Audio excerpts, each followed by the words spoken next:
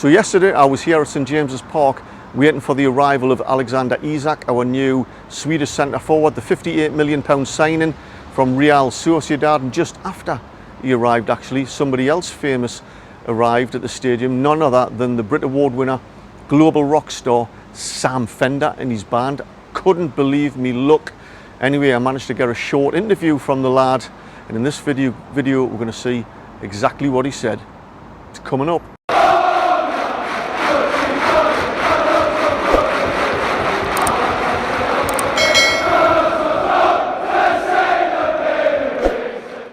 Welcome back to my channel, Tyneside Life. My name's Eddie. My channel covers football, mainly Newcastle United, but also the history and culture of Newcastle and the general Tyneside area. And what a fantastic time it is to be reporting on Newcastle United.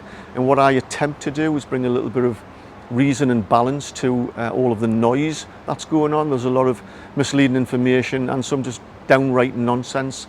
So I try and give some balance. But also yesterday when I was here at St James's Park, I was the only YouTuber here for the arrival of Alexander Isak and Sam Fender. So where I can, I try to be out in the field to bring you the news as it happens. So if you like all that, don't forget to hit the subscribe button so you'll get a notification every time I release a new video. So in relation to Isak, he's now officially a Newcastle United player, a new centre forward.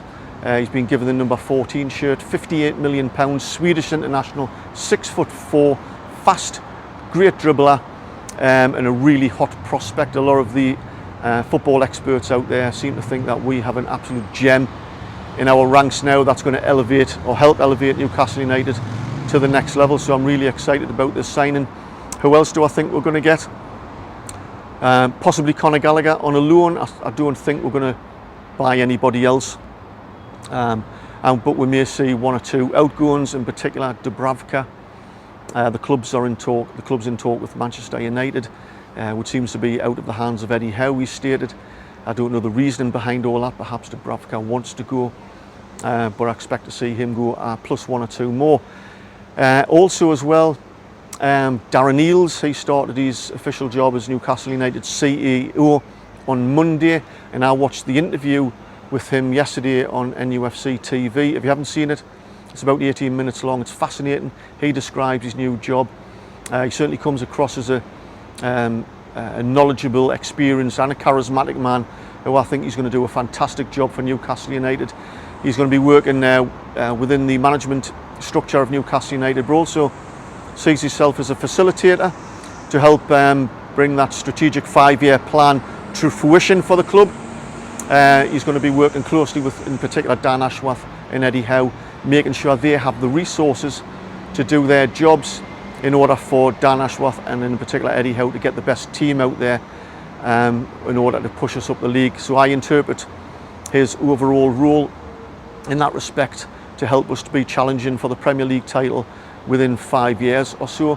But he also has a business and commercial side to his responsibilities, where he's going to build Newcastle United as a global brand to help increase that commercial revenue, which will bring money into the club, into the pot in terms of the financial fair play, so we can buy better players over the next couple of years. So and also as well, you know, he's probably going to be looking at new world-class training facilities. He'll probably, when the time's ready in 3 or 4 years, look at stadium expansion. So he's crucial to the growth of this club. And personally, you know, after the job he did at Atlanta, I think he went there in 2014, and basically he was employee number 1 and created a club from scratch that didn't exist, didn't even have any colours, and turned them into one of the most successful soccer clubs in the MLS across in the United States there, with an average crowd of about 50,000, which I think is one of the top 15 clubs in the world, I think he said, as an average. So this is a very experienced man, new CEO. Watch the video. Anyway, back to yesterday. So I was here when Alexander Isak turned up in his van. There was me and about 9 or 10 young lads. They tried to give us the slip as they turned up at the away players entrance at the main doors at the Milburn stand. As we ran towards him, they drove off down to the terrace bar entrance, so we ran down and I caught him coming out the van, dead excited. No sooner had he went in, I turned around and there's Sam Fender and his band. Couldn't believe it. But anyway, I grabbed a hold of him, introduced myself, and this is what was said. Sam Fender, thanks for joining Tyneside Live. Were you at the Man City game? No, I wasn't. I watched it on the telly. Yeah. What do you think about the 3-3 draw, the performance? It was amazing. I think considering everyone they sub on's like world fucking superstars, and considering who he subbed on, someone who I went to school with, who's a legend, Longstaff's, right? I just thought it was one of the best fucking games I've ever seen in my entire life. I literally thought it was one of the best football games I've ever seen in my life. I was sat there pure crying, like literally. Considering it's Man City, I think like there's no fucking, I can't even talk.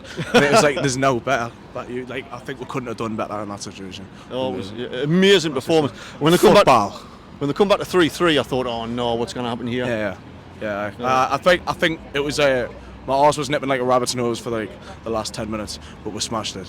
Oh, definitely. We smashed it. Sorry, I'm too anxious to do this. Like, I'm proper anxious at the moment. Yeah, and Alexander Isaac's just turned up there. What a 6 foot timing on that was absolutely insane. We just literally rocked up and he walks out the car. Yeah. Everyone's just like, what the fuck?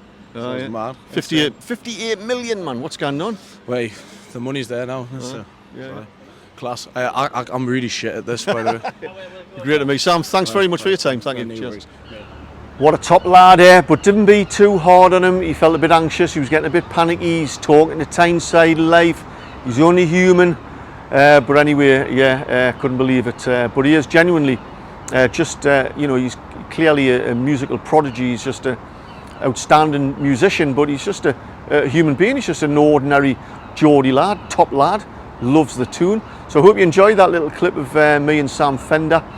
And if you'd like to see more videos like that, again, don't forget to hit that subscribe button. Anyway, if you like the video, give us a thumbs up.